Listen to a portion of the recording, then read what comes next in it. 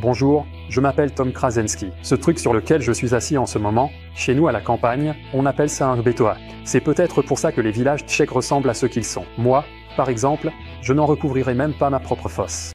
Mais pourquoi est-ce que j'en parle? Vous vous dites peut-être qu'un sable en vaut un autre, mais ce n'est vraiment pas le cas.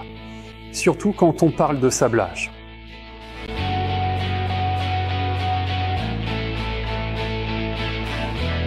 Un tas comme celui-ci, c'est tentant. Il y en a beaucoup et ce n'est pas cher, mais je pense que vous ne pourriez même pas l'utiliser dans une sableuse avec un tuyau de pompier, encore moins dans une mini comme celle-ci, qui a une buse d'axe en drave-pen à demi-millimètre de diamètre. Pour ça, il faut un abrasif complètement différent. Le kit avec la mini sableuse comprend, en plus de la sableuse elle-même, qui est vraiment de la taille d'un crayon et se tient et s'utilise de la même façon, également un tuyau sous pression de 2 mètres de long et un petit support que vous pouvez visser au-dessus de votre plan de travail pour y poser le pistolet de sablage quand vous ne l'utilisez pas. Vous trouverez aussi dans l'emballage un masque respiratoire. C'est un modèle très basique. Je vous recommande d'utiliser une protection respiratoire, car le sable ou l'abrasif est si fin qu'il ressemble plutôt à de la poudre, et vous pourriez bien sûr en inhaler, ce qui n'est certainement pas une bonne chose. Pour ne pas oublier, le kit avec la sableuse contient aussi ce genre de paquet de démarrage d'abrasif. Il y en a 150 grammes. Mais dès que ce paquet est fini, il n'y a aucun problème pour en acheter, par exemple au kilo. J'appelle ça 1 kilo pour 1 kilo, parce qu'un kilogramme d'abrasif coûte environ 100 couronnes. Personnellement, j'ai un peu d'expérience avec ce genre de pistolet de sablage à injection qui convient déjà pour des projets de taille moyenne. Cependant, il faut un abrasif un peu plus grossier et surtout un compresseur très puissant qui fournit environ 300 litres d'air par minute. Ça, c'est vraiment beaucoup. Et un compresseur de ce genre, pour qu'il soit suffisamment performant et puisse fonctionner en continu, afin que vous n'ayez pas à interrompre le travail tout le temps, coûte autour de 40 000 couronnes. Et le meilleur avec cette mini sableuse, c'est que vous n'avez pas du tout besoin d'un compresseur puissant, un petit bijou comme celui-ci, un compresseur pour aérographe, suffit largement. Celui-ci est vraiment de très bonne qualité, et ce qui est bien avec lui, c'est qu'il est totalement silencieux. C'est idéal pour ce genre de sablage à la maison. Pour travailler avec la mini sableuse, vous pouvez bien sûr aussi utiliser un gros compresseur d'atelier. Faites juste attention, il faut réduire la pression à un maximum de 4,5 bars.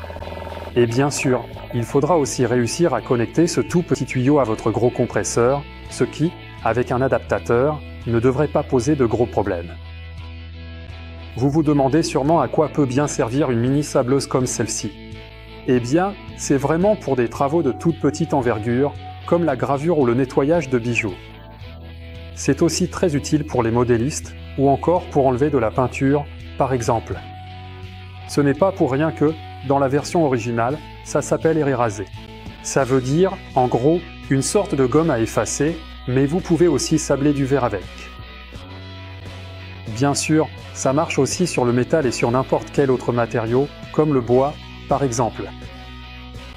Personnellement, j'aimerais bien essayer de sabler une forme comme celle-ci. Un jour, j'ai demandé à un ami de me découper un pochoir au laser, en pensant que j'allais graver des contours dans le bois. Mais ça ne m'a pas vraiment convaincu, alors je veux essayer si, par hasard, avec ce petit sableur, ce ne serait pas un peu mieux. Moi, je voulais le faire sur du bois, ou plutôt sur du bois verni, donc on va voir. On peut aussi essayer sur d'autres surfaces. Et je suis aussi curieux de voir comment le sablage va fonctionner sur du verre. Sur un verre, j'aimerais tester une forme simple, par exemple juste une bande. Je vais masquer le reste avec du ruban adhésif et essayer de sabler l'espace entre les bandes. Sur la peau, ça ne fait absolument rien, alors que sur l'ongle, ça laisse tout de suite une trace. C'est pareil sur un objet dur. Oui, vous voyez, il y a tout de suite une trace gravée comme ça. Donc, il en ressort que ce mini sableur n'est pas vraiment optimal pour travailler le bois ou le bois verni. Le travail serait beaucoup trop long et l'effet n'est tout simplement pas à la hauteur. En revanche, si l'on travaille avec du métal ou du verre, ou tout autre matériau dur, ce sera bien plus efficace. D'ailleurs, on va tout de suite essayer. Je n'ai pas réussi à sabler la silhouette de ma maison sur une planche en bois, mais je pense que ça marchera plutôt bien sur une plaque de verre, donc je vais quand même y arriver. C'est en fait la même technique que celle utilisée pour sabler, par exemple, les vitres de voiture. On peut fixer le pochoir sur le verre avec du ruban adhésif double face, et ensuite on peut commencer à sabler.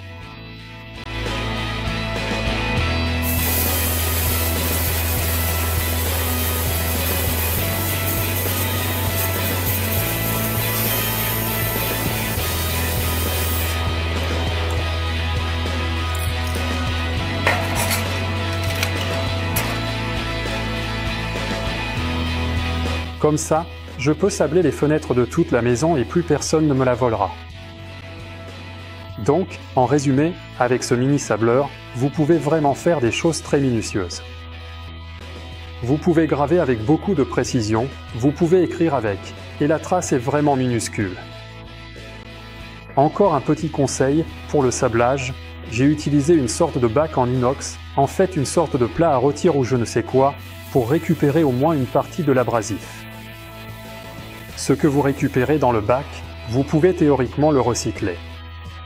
C'est-à-dire le rassembler et l'utiliser encore une fois, voire plusieurs fois.